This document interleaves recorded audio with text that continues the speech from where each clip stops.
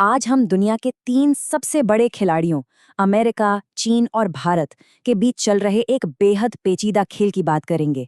ये एक ऐसा जियोपॉलिटिकल ट्रायंगल है जिसमें एक भी गलत कदम पूरी दुनिया का बैलेंस बिगाड़ सकता है। और हम इसी त्रिकोण के बिल्कुल सेंटर में जो नाजुक संतुलन बना हुआ है उसकी गहराई में जाएंगे। ये सवाल आप जानते हैं सिर्फ किताबों के लिए नहीं है। इसका सीधा ताल्लुक इस बात से है कि आने वाले कल में दुनिया की ताकत किसके हाथ में होगी। और इसका जवाब हमें बताता है कि भारत की भूमिका आज कितनी ज्यादा अहम हो चुकी है। तो चलिए एक नजर डालते हैं कि इस पूरी कहानी में हम आगे कैसे बढ़ेंगे। सबसे पहले हम समझेंगे कि अमेरिका के लिए चीन इतना बड़ा खतरा क्यों है। फिर हम देखेंगे कि भारत इस पूरी पिक्चर में एक अहम किरदार कैसे बनता है। इसके बाद चीन और अमेरिका की जो दोहरी चालें हैं उनको समझेंगे। और आखिर में इस सवाल का जवाब ढूंढेंगे कि भारत इस मुश्किल संतुलन को कैसे साध रहा है। ठीक है, तो शुरू करते हैं कहानी के पहले चैप्टर से। ये समझना बहुत जरूरी है कि आखिर अमेरिका चीन को अपने लिए, अपनी ग्लोबल पोजीशन के लिए सबसे बड़ी चुनौती मानता क्यों है। देखिए, ये सिर्फ कुछ शब्द नहीं है, ये वो सोच है जो वॉशिंगटन में पॉलिसी तय कर रही है। अमेरिकी इंटेलिजेंस की नज़र में चीन अब सिर्फ एक कंपेटिटर नहीं रहा, बल्कि एक सीधा खतरा बन गया है। तो सवाल उठता है कि ये खतरा असल में है क्या। ये कोई एक चीज नहीं है, बल्कि इसके कई चेहरे हैं। एक तरफ चीन अपनी मिलिट्री को बहुत तेजी से मॉडर्न बना रहा है, दूसरी तरफ वो दुनिया की इकोनॉमी पर अपना दबदबा बढ़ा रहा है, तीसरा 5G और AI जैसी टेक्नोलॉजी में वो लीडर बनना चाहता है, और चौथा साइबर वॉरफेयर, जिसके जरिए वो किसी भी देश को घुटनों पर ला सकता है। और ये सब आप जानते हैं, कोई रातों रात नहीं हो रहा। इन तारीखों को देखिए, ये चीन की मिलिट्री स्ट्रैटेजी की दशकों लंबी प्लानिंग का नतीजा है। उनका गोल बिल्कुल साफ है, 2049 तक, यानी जब पीपल्स रिपब्लिक ऑफ चाइना 100 साल का होगा, तब तक दुनिया की सबसे ताकतवर फौज बन। और देखिए, जब हम साइबर थ्रेट की बात करते हैं तो इसका मतलब सिर्फ डेटा चोरी नहीं है। वोल्ट टाइफून जैसे ऑपरेशंस का मकसद तो और भी खतरनाक है। मतलब अमेरिका के power grid, water supply, communication network, इन सब में घुसपैठ कर लेना।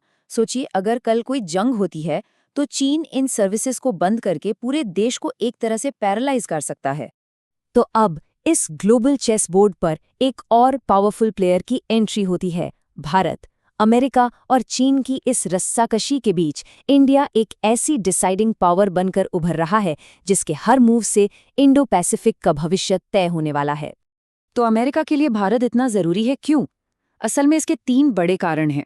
पहला, उसकी लोकेशन, वो चीन का एक बहुत बड़ा पड़ोसी है। दूसरा, उसकी डेमोक्रेटिक पहचान, जो उसे चीन के ऑथोरिटेरियन मॉडल के खिलाफ एक नेचुरल चॉइस बनाती है। और तीसरा, उसकी तेजी से बढ़ती इकोनॉमिक और मिलिट्री पावर, जो उसे चीन को बैलेंस करने की ताकत देती है। लेकिन ये कहानी इतनी सीधी सादी भी नहीं है। चीन का जो रवैया है भारत को लेकर, वो किसी एक पटरी पर नहीं चलता। वो एक बहुत ही, कह सकते हैं, चालाक और कॉम्प्लेक्स टू वे गेम खेलता है। ये जो डुअल ट्रैक स्ट्रैटेजी है, इसे समझना बहुत जरूरी है। इसको ऐसे समझिए कि एक हाथ में दोस्ती का ऑफर है और दूसरे हाथ में एक छिपी हुई तलवार। इसका मकसद है अपने राइवल को हमेशा कंफ्यूजन में रखना, ताकि वो कभी भी सही से अंदाजा ही ना लगा पाए।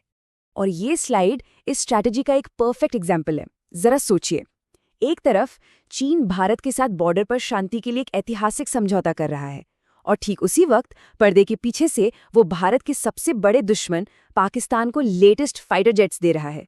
ये बिल्कुल classic carrot and stick policy है। चीन का प्रेशर सिर्फ जमीन पर नहीं है, वो समुद्र में भी फैल रहा है। और ये जो स्ट्रिंग ऑफ पर्ल्स, यानी मोतियों की माला की स्ट्रैटेजी है, ये इंडियन ओशन में चीन के बढ़ते दबदबे को समझने के लिए बहुत जरूरी है। ये एक तरह से भारत को समुद्र के रास्ते से घेरने की एक सोची समझी कोशिश है।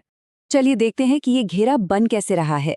पाकिस्तान में ग्वादर पोर्ट चीन को सीधा अरब सागर का रास्ता देता है। श्रीलंका का हम्बनटोटा भारत के ठीक दक्षिण में एक अहम जगह है। फिर बांग्लादेश में चटकाओ और म्यांमार में क्याओ कुपियू, ये भारत के पूर्वी तट पर नजर रखने के लिए परफेक्ट लोकेशंस हैं। ये सिर्फ कमर्शियल पोर्ट्स नहीं हैं, बल्कि भविष्य में ये चीनी नेवी के बेस भी बन सकते। अब आते हैं इस ट्रायंगल के तीसरे एंगल पर, यानी अमेरिका भारत के रिश्तों पर। और ये रिश्ता भी कोई सीधा साधा नहीं है, बल्कि दोस्ती और दबाव के एक अजीब से कन्फ्यूजन से भरा हुआ है। ये स्लाइड अमेरिका के इस दोहरे रवैये को बिल्कुल साफ दिखाती है। एक तरफ अमेरिका सबके सामने कहता है कि चीन के खिलाफ भारत हमारा सबसे जरूरी डिफेंस पार्टनर है, लेकिन दूसरी तरफ वही अमेरिका भारत पर भारी भरकम इकोनॉमिक पाबंदियां लगाता है, सिर्फ इसलिए क्योंकि भारत अपनी जरूरत के लिए रूस से तेल खरीद रहा है। ये भारत को एक बहुत मुश्किल सिचुएशन में डाल देता है। और ये कोई छोटा मोटा दबाव नहीं है। 50% टैरिफ, ये एक बहुत बड़ी रकम है जो किसी भी देश की इकोनॉमी को हिलाकर रख सकती है। ये दिखाता है कि अमेरिकी दबाव सिर्फ बातों तक ही सीमित नहीं है, इसके असली और गंभीर आर्थिक नतीजे हो सकते हैं। लेकिन इस इकोनॉमिक प्रेशर के बावजूद एक और सच्चाई है, वो ये कि जमीन पर दोनों देशों के बीच डिफेंस पार्टनरशिप लगातार मजबूत हो रही है। ये सिर्फ कागजी वादे नहीं हैं। भारत और अमेरिका साथ मिलकर मिसाइलें बना रहे हैं, बख्तरबंद गाड़ियां बना रहे हैं। अमेरिका भारत को अपने सबसे एडवांस्ड समुद्री गश्ती विमान दे रहा है, और मालाबार जैसी बड़ी नेवल एक्सरसाइज के जरिए वो इंडियन ओशन में मिलकर अपनी ताकत दिखा रहे हैं। तो हमने देखा कि भारत पर दोनों तरफ से प्रेशर पड़ रहा है। अब सवाल ये उठता है कि भारत इस दो-धारी तलवार पर चल कैसे रहा है? आखिर उसकी स्ट्रैटेजी है क्या? भारत की फॉरेन पॉलिसी का जो मूल मंत्र है वो है स्ट्रैटेजिक ऑटोनॉमी। इसका सीधा सा मतलब है हम अपने दोस्त खुद चुनेंगे और हमारे फैसले हमारे देश के हित में होंगे, किसी सुपर पावर के दबाव में नहीं। लेकिन आज का जो माहौल है ना, उसमें इस सिद्धांत पर टिके रहना पहले से कहीं ज्यादा मुश्किल हो गया है। ये टेबल भारत की मुश्किल सिचुएशन को एकदम साफ साफ दिखाती है। एक तरफ चीन का बढ़ता मिलिट्री और समुद्री दबाव है, जो बॉर्डर पर भी है और इंडियन ओशन में भी। तो दूसरी तरफ अमेरिका का इकोनॉमिक और डिप्लोमेटिक प्रेशर है, जो चाहता है कि भारत रूस से दूरी बना ले। यह सच में एक ऐसी रस्सी पर चलने जैसा है जहां एक तरफ खाई है तो दूसरी तरफ कुआं। और यहीं पर इस पूरी कहानी का सबसे दिलचस्प मोड़ आता है। ये एक तरह का पैराडॉक्स है।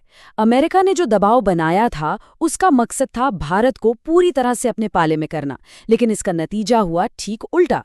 इस दबाव ने भारत को मजबूर किया कि वो चीन के साथ अपने मसलों को सुलझाए और एक प्रैक्टिकल वर्किंग रिलेशनशिप बनाए। ये दिखाता है कि इंटरनेशनल रिलेशंस कितने अनप्रिडिक्टेबल हो सकते। तो हम इस चर्चा को किसी जवाब के साथ नहीं, बल्कि एक बड़े सवाल के साथ खत्म करेंगे।